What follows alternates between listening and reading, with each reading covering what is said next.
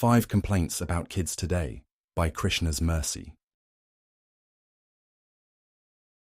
Hari Suresho Narlok Pujito Hitaya Lokasya Characharasya Kritva Virupam Cha Puratma Mayaya Hiranyakam Duhakaram Nakhaish Chinnat.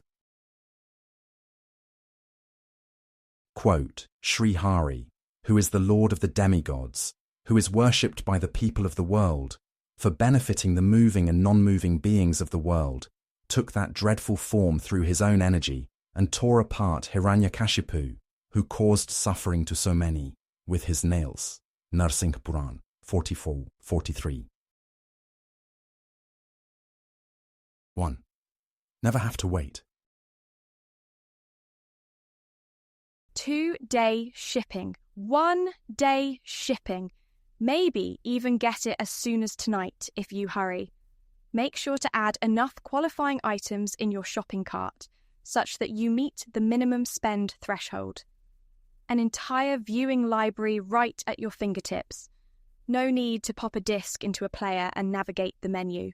No need to visit a brick-and-mortar store, browsing the aisles, sidestepping patrons to search for something to watch later tonight. These kids today will never know. They never have to wait for anything. No wonder they lack patience. They cannot sit still. How can you expect them to? They have never learned the value of building anticipation. Good things come to those who wait, is the saying. Everything that arrives so easily for them, they will think is cheap and easy to produce. Not a good way to go through life, if you ask me. 2. Never have to go anywhere they don't want. Oh my goodness, it was like every weekend. It was bad enough sitting in that prison facility they called school. At least give us a rest on the weekends. We didn't have much. One black and white television in one of the bedrooms. The viewing content was limited to whatever was broadcast by the over-the-air networks. No remote control, no recording device. We were fine. We were happy. Except our parents took away that happiness by dragging us to different places. The homes of their friends. The never-ending parties. We could not complain. We could not decline the invitation. We had to go. Do you have any idea how awkward it is to sit there in a room full of strangers, with nothing to do but stare at the clock? These kids today will never know. As soon as they bark disapproval, the parents listen. The children never have to sacrifice for the adults. It is always the other way around. 3. Never have to suffer. Is it me, or does it seem that parenting has been flipped upside down today? The children run the show. The parents have to scramble to look for ways to pass the time in a constructive manner. Otherwise, the kids will be glued to the phones. It wouldn't be so bad if all they were doing was playing games. It wouldn't be so bad if they were only watching television shows and movies. But no. Instead, their brains are rotting from these short-form videos that play on repeat. The videos are mindless and destroy any last bit of patience a child might have. Our parents made us suffer. It seems that the suffering was constant. We did not have our own bedroom.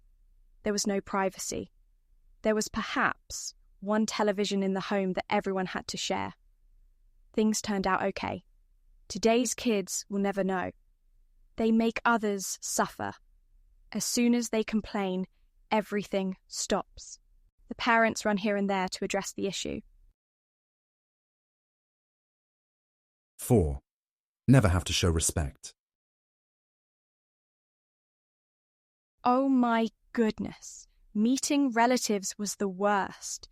I am aware that our culture only exacerbated the problem. We always had to show respect by touching feet. You touch the feet of the elder when you meet them and when they depart. If you fail to do so just one time, you will get dragged over the coals. embarrassed in front of everyone for your stunning display of disrespect. Sometimes, the people you had to respect were actually younger than you. Think about that. Your mum's youngest cousin, for instance. They are actually your uncle. You have to touch their feet too. I know what you are thinking. You might as well play it safe and touch everyone's feet. You are sorely mistaken, my friend. If you happen to touch the feet of a subordinate or a junior, or heaven forbid one of the hired help, everyone will make fun of you. You will never live it down. Today's kids will never know. They don't have to respect anyone. That expectation is long gone. They can stay in their room when guests come over. They can continue to play. No one will bother them. They run the show after all. 5. Never have to limit. I felt like there was a virtual timer that started as soon as I turned on the television. I just knew that after a certain number of hours, my mum would come into the room and start yelling. We had done nothing wrong. It was a weekend. We were up to date on studies.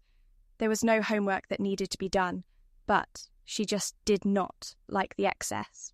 She did not approve us doing one thing for hours at a time. Today's kids will never know. The parents have to be rational. They cannot suddenly go off and start yelling. That will cause trauma, you see, and the last thing we want to do is frighten the children.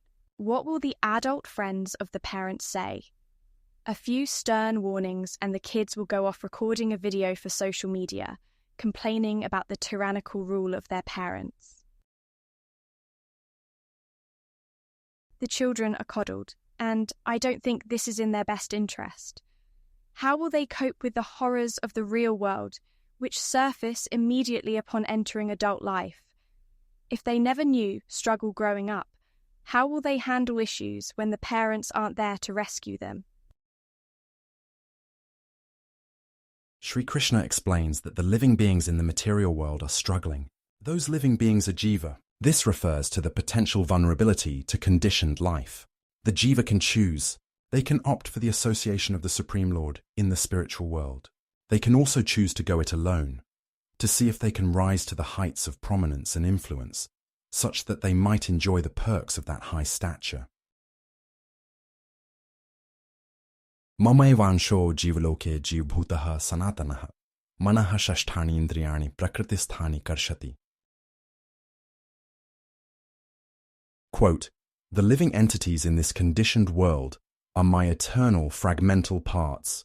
Due to conditioned life, they are struggling very hard with the 6 senses, which include the mind." Lord Krishna, Bhagavad-gita 15:7.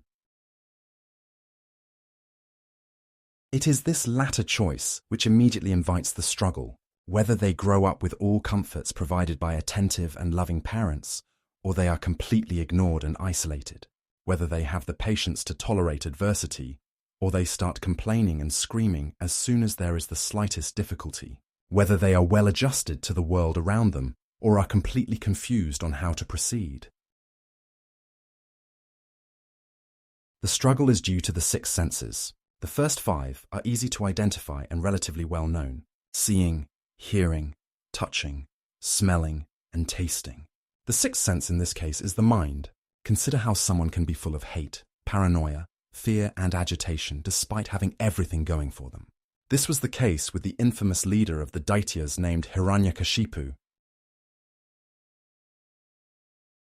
Saitam nirjit kubekrad vishayan priyan, yathopajosham bhunjano natripyada jitendriya.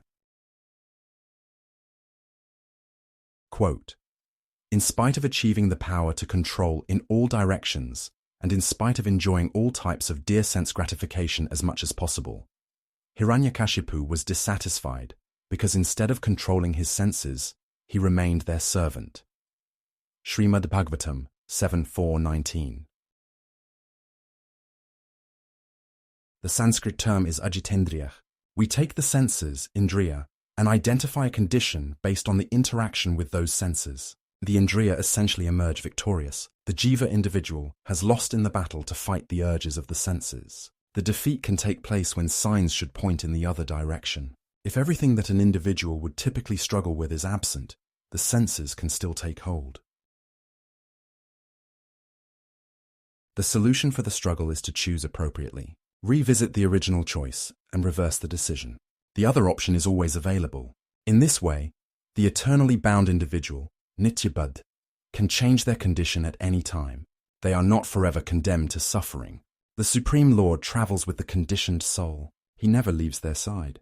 The proper choice does not require extensive travel or searching out a distant place. Rather, the Jiva can change their conditioned state as easily as looking within to recognize their constant companion, who is like a witnessing bird seated on a tree.